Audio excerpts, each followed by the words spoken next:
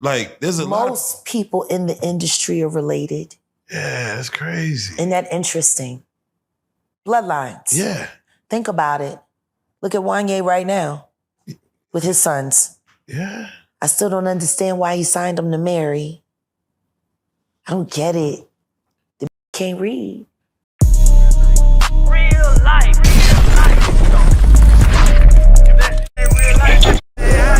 It ain't real life. Just ain't real life street stars. You know what time it is. It's not becoming of our culture, of our people. But I'm going after our people. Do they sound like our people? Hey. Hey. They not like us. They not like us. They not like us. Hey. Hey. I don't know them. What? And Jack, let me ask, because you mentioned... I recognize the color, you know what I'm saying? But the spirit is all... You know, they selling melanin now. I heard you could bottle it up. Jack, you mentioned Erykah Badu, and you had said that you are related. Yeah. Faith is related. And you had mentioned that your relation, you know, kind of the family tree of it all. Just like Snoop is related to Brandy and yeah, Red I just Jack. saw Instagram posted a list of people who are related. I was like, oh, like there's a lot. Most people in the industry are related. Yeah, that's crazy. Isn't that interesting? Bloodlines. Yeah. Think about it. Look at Wanye right now with his sons. Yeah. I still don't understand why he signed them to marry. I don't get it. The can't read. Why would you trust a contract coming from a bitch that can't read? Clearly she didn't write it. And if she can't read, then clearly she didn't read it. So who's writing the fucking contract that those kids signed? Yeah. It ain't her. Yeah. And guess what? Considering the deal their father signed, I don't know. You know, Boyz II Men got fucked. They got raped by Michael Bivins. Raped. And I'm not saying sexual assault. I'm talking about pockets. Yeah, man. Right through. Very bad. They had one of the worst recording contracts ever. It was almost as if Michael Bivins was like having like PTSD from New Edition being a child star and said, I'm gonna find some real talented guys. We're gonna do this again. And I'm gonna fuck them over worse We're than gonna we do this did. again. So we can say it happened to somebody else. That's PTSD for you. That's like, we're gonna make them relive it. Make them relive it. God damn. Why would you do that to another artist? Yeah. Why would you sit there and say, man, we had the #1 record and we were still on food stamps, and then force your group to do that? Hey, man. Why would you do that? Be your own people. You want to know how fucked off it was for Big Mike at the end of his run before he had to leave Boyz II Men? Oh, yeah. Yeah, please. Let me tell you how bad his finances had gotten after his wife ran through what lump sum of money they had on that god-awful soul food restaurant that lacked soul and promptness. 6 hours to get a turkey wing platter. 6 hours. We used to call it opening to get it in time for dinner. Get your order in as soon as they open if you want to have it by 6. That was the joke around Voorhees. Jeez. Jill bought their house.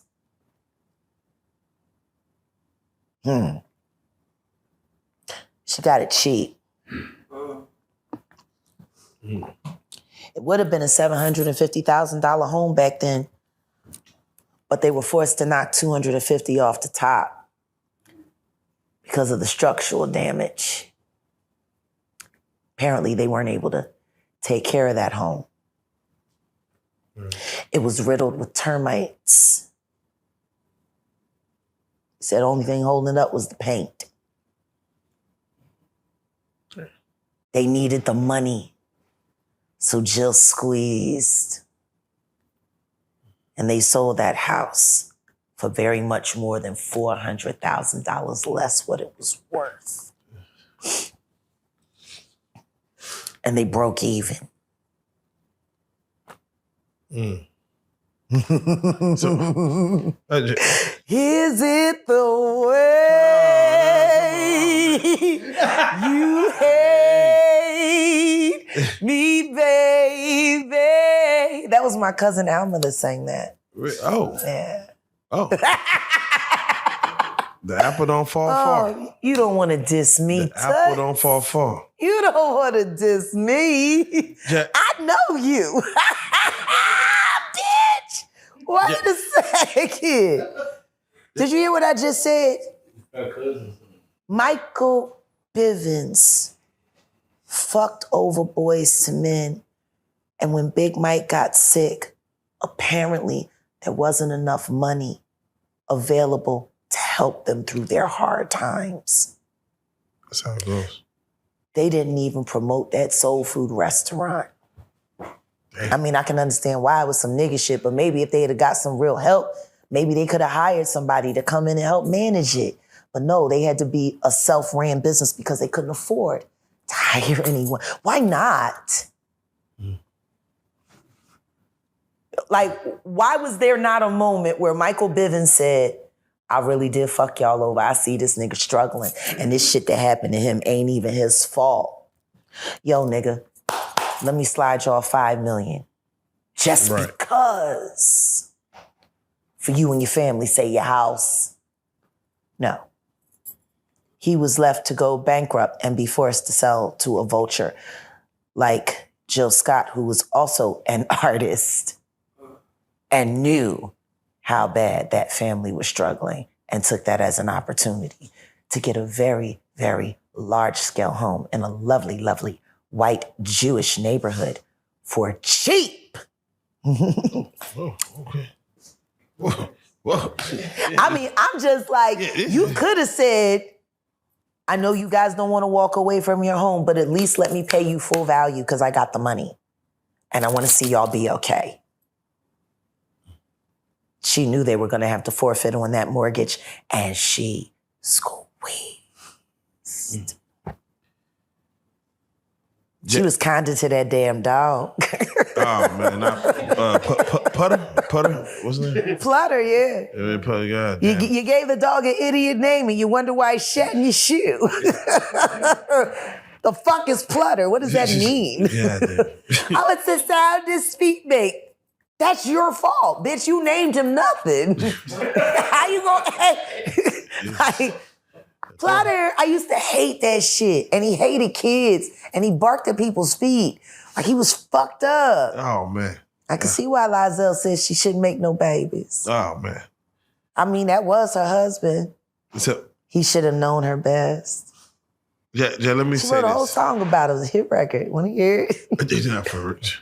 Oh, shit. Turn on a black radio station on Sunday where they sell bullshit all the time. Jack, I want to ask.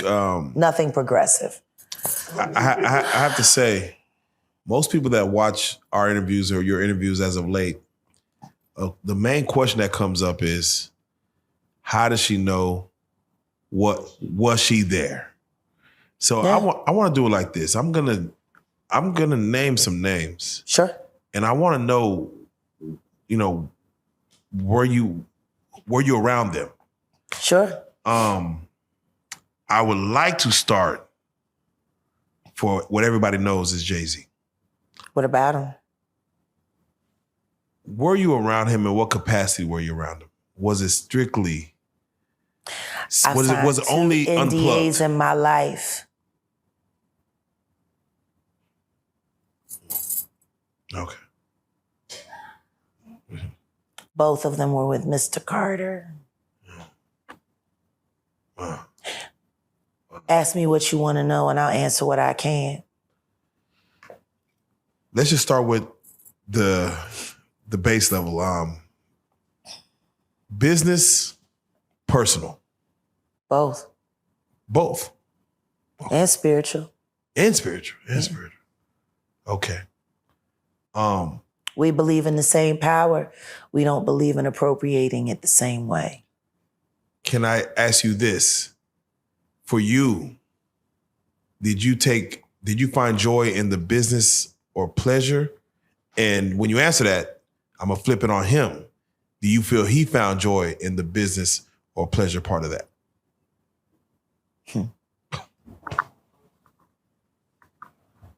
Or spiritual?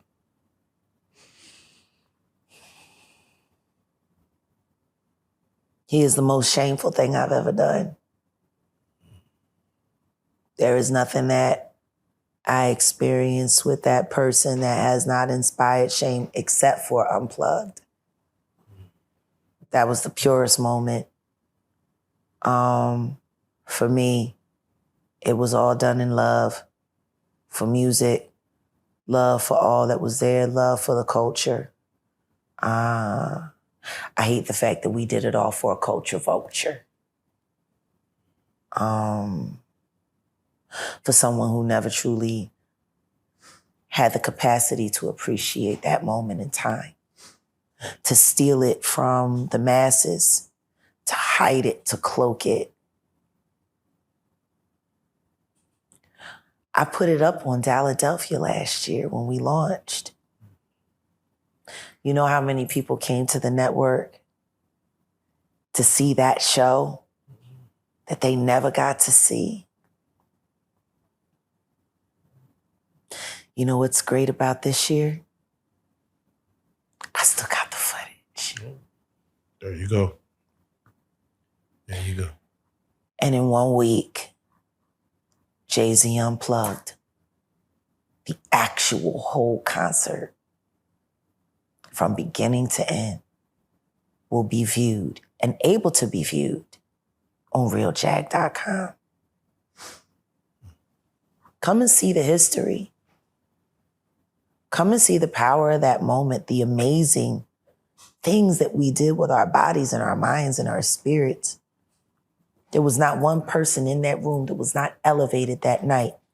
And everyone in that room would be a liar if they said that I wasn't responsible for 75% of it. Real life.